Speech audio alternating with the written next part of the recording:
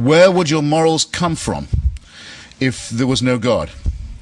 It's a question that's posed in Dostoevsky's wonderful novel, The Brothers Karamazov. One of the brothers says, it's Smerdyakov, actually, the wicked one, says it. If God is dead, isn't everything permitted? Isn't everything permissible? Where would our ethics be if there was no superintending deity? This, again, seems to me a very profound insult to us in our very deepest nature and character. It is not the case, I submit to you, that we do not set about butchering and raping and thieving from each other right now only because we're afraid of a divine punishment or because we're looking for a divine reward. It's an extraordinarily base and insulting thing to say to people. On my mother's side, some of my ancestry is Jewish. I don't happen to believe the story of Moses in Egypt or the exile or the wandering in the Sinai, and in fact now even Israeli archaeology has shown that there isn't a word of truth to that story or really any of the others. But take it to be true.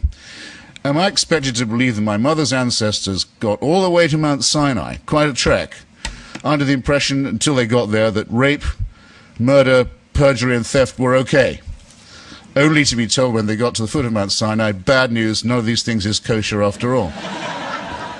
They're all forbidden. No, I don't think so. I think we can actually have a better explanation in every sense, superior as well as better, that no one would have been able to get as far as Mount Sinai or in any other mountain in any other direction unless they had known that human solidarity demands that we look upon each other as brothers and sisters, and that we forbid activities such as murder, rape, perjury, and theft, that this is innate in us. Of those to whom it is not innate, the sociopaths who don't understand the needs of anyone but themselves, and the psychopaths who positively take pleasure in breaking these rules, well, all we can say is, according to one theory, they're also made in the image of God, which makes the image of God question rather problematic, does it not?